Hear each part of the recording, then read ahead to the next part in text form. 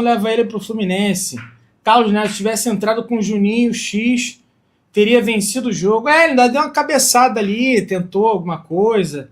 Pedrão não dá, cara, não dá. Eu estou no estresse medonho com esse time sem vergonha que fica subestimando os times menores. É exatamente isso, o Paulo.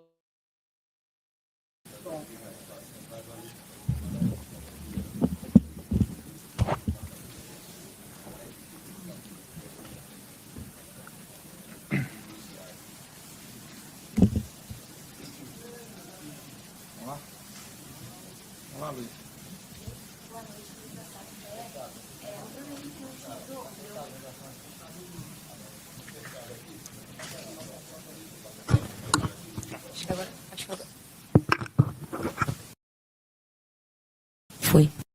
Aqui, Luiz Assado G.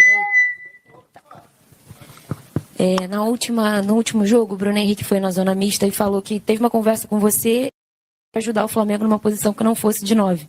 Ele até hoje, no intervalo, retificou um pouco, enfim, esclareceu um pouco a posição. Mas eu queria entender como é que foi essa conversa de vocês e por que você optou hoje por começar com o Bruno Henrique de mais centralizado, né? Mesmo tendo, por exemplo, o Juninho voltando para o banco, enfim, e entrou ali no final também. Obrigada. Bom, o Bruno, umas semanas atrás, falou para mim que ele se sentia mais confortável jogando em outra posição, mas que estaria à disposição sempre para ajudar no que eu precisasse. Mas, claro, tendo o Pedro disponível, optei por colocar o Bruno na posição que ele pediu, no caso, para que ele se sentia mais confortável. Mas sempre está na frente do interesse pessoal, o interesse da equipe, o que a equipe precisa. E hoje eu, na minha cabeça, entendi que a equipe precisava do Bruno Henrique de 9, e assim foi. Ele se colocou à total disposição. Hoje precisamos disso, precisamos do sacrifício dos jogadores para poder ajudar o Flamengo, ajudar a equipe.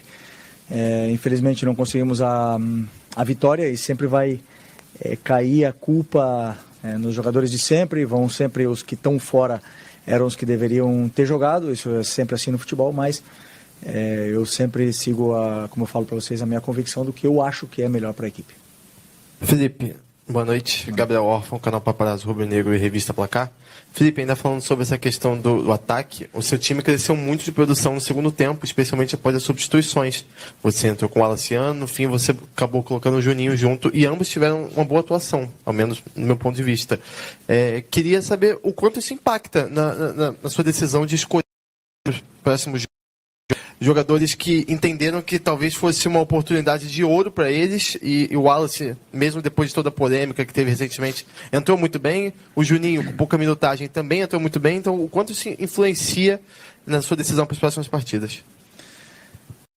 Os jogadores, eles estão sempre tentando demonstrar para o treinador no campo, durante o jogo e durante os treinamentos, que eles estão à disposição, estão num bom nível para poder ajudar a equipe, né? Eu sempre tenho muita informação, eu vejo todos os treinos, eu vejo tudo o que eu acredito que os jogadores me passam de mensagem no campo, para depois eu poder tomar as melhores decisões. Sempre que um jogador entra bem e a equipe melhora, ele se credencia sempre a poder ter mais minutos.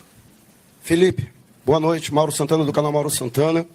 De que maneira trabalhar o time, já que daqui a 3 dias tem um jogo decisivo, importantíssimo, que vai ditar o destino do Flamengo na Copa Libertadores, para não deixar que essa derrota, da maneira como ela aconteceu e pela atuação da equipe, que isso não contamine o time diante do Racing em Avejaneira?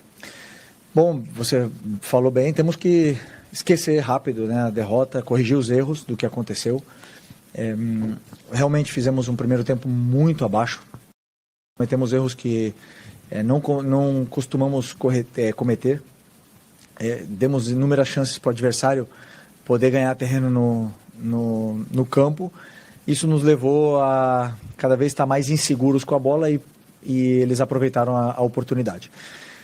Como eu falei, esquecer o mais rápido possível o que aconteceu hoje, corrigir os erros e pensar quarta-feira. Quarta-feira temos o jogo mais importante da temporada, mais importante do ano até agora, e não tenho dúvida que a ambição de todos, que todos queremos estar nessa final, estar em Lima, a nossa cabeça vai estar focada para esse jogo, e principalmente 4 dias de descanso nos dá a possibilidade de recuperar todo mundo fisicamente. Boa noite, Felipe, aqui. Sidão Marinho da Litoral News. Tirando os confrontos diretos contra os times do rebaixamento, Fortaleza só tinha vencido Bragantino e Fluminense no Campeonato Brasileiro. Hoje venceu o Flamengo. Era um jogo que o Flamengo poderia assumir a liderança. Queria te perguntar o peso dessa derrota, visando o Campeonato Brasileiro, mas principalmente quarta-feira. A gente viu hoje um Fortaleza com muita força no gramado, né, batalhando por cada bola. E os argentinos normalmente entram ainda mais potencializados dessa forma. Essa atuação te preocupa a quarta-feira e também para esse restante do Campeonato Brasileiro? Bom, como eu falei, cada jogo tem uma história, o adversário te coloca dificuldades, cada adversário tem peças com características diferentes que vão te colocar sempre dificuldades. O Fortaleza foi assim, né? Não contávamos com essa atuação e com essa derrota. É verdade que viemos de uma sequência muito pesada, com jogos aí a cada 3 dias, e jogos duros, tanto a nível físico como a nível mental, mas absorver o mais rápido possível. Eu gosto sempre de tirar a limpo, né, o que a gente fez mesmo na vitória, as coisas ruins, e também na derrota não foram só coisas ruins, também houveram coisas boas. Então, dizer para os jogadores o que realmente aconteceu no campo e a partir daí preparar para o jogo de quarta-feira. Felipe, aqui. O Flamengo vem de uma boa atuação contra o Botafogo, depois o Palmeiras e depois o Racing. E está aí para disputar o segundo jogo da semifinal da Libertadores. Você acha que essa partida que acontece no intervalo entre os 2 jogos, o Flamengo vai ter que correr lá em Avejaneda também, acaba que inconscientemente o jogador ele acaba entrando, se preservando um pouco mais no jogo, tirando um pouco mais o pé, até com medo de sofrer uma lesão, de se machucar e ficar fora de uma semifinal e quem sabe até de uma final de Libertadores, caso o Flamengo passe? Queria que você falasse um pouco sobre isso. Bom, pelo menos eu quando jogava, nunca, jamais. Eu entrava no campo e dava a minha vida independente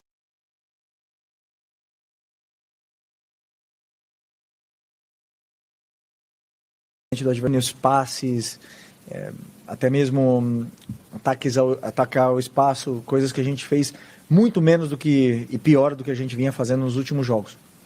Isso deixou o Fortaleza mais confortável no campo, cometemos cada vez mais erros e demoramos para entrar no jogo, né? Quando entramos no jogo já estava 1-0 para o Fortaleza, não entendemos rapidamente onde eles estavam deixando os espaços e somente no segundo tempo onde a gente fomos criar chances mais claras de gol.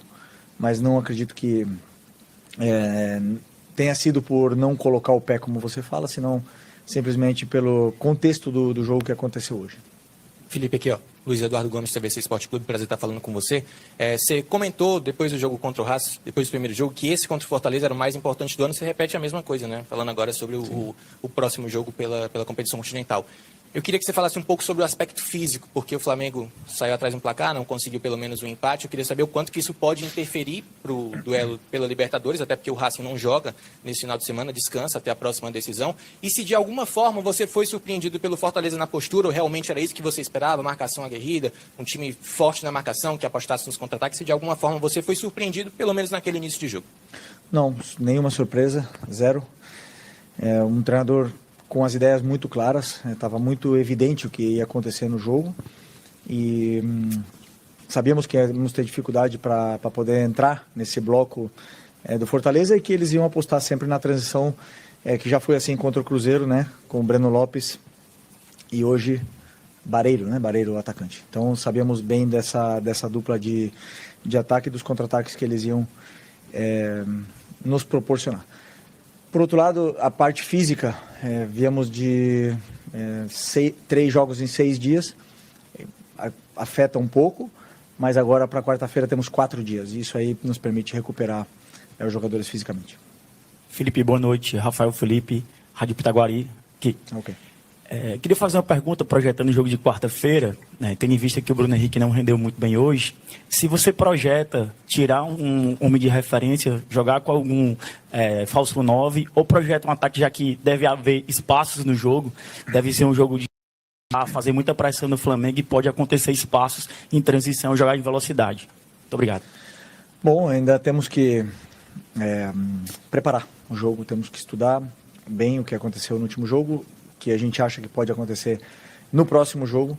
O Racing é um time que joga praticamente da mesma forma sempre.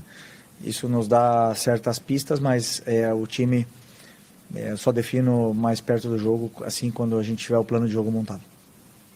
Felipe, Leandro, Pacatuba em Foco. Felipe, visando um pouco também essa questão do desgaste, né?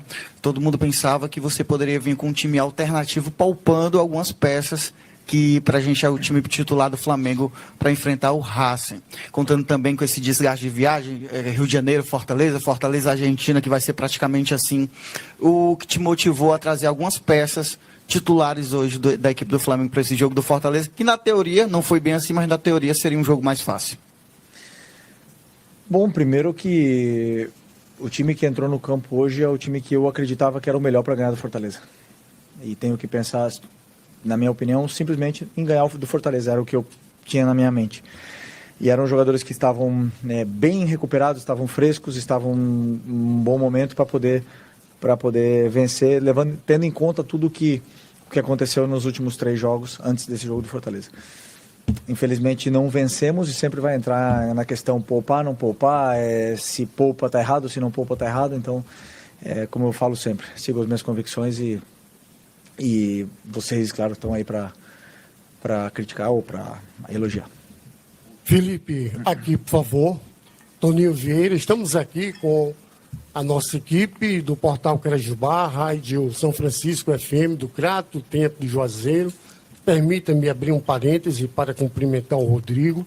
Há muito tempo que a gente não se vê. E eu gostaria de saber, pelas experiências que você fez durante essa partida, você colocou Plata, o Bruno Henrique, Juninho, o Alacian. Claro que você não vai adiantar agora, mas isso te ajudou a ter uma definição em relação de quem deve ser o 9 para o jogo decisivo diante do Racing? Todos eles já jogaram de 9. Todos eles que você citou. Bruno Henrique, Plata, Wallace, Juninho. Opções eu tenho.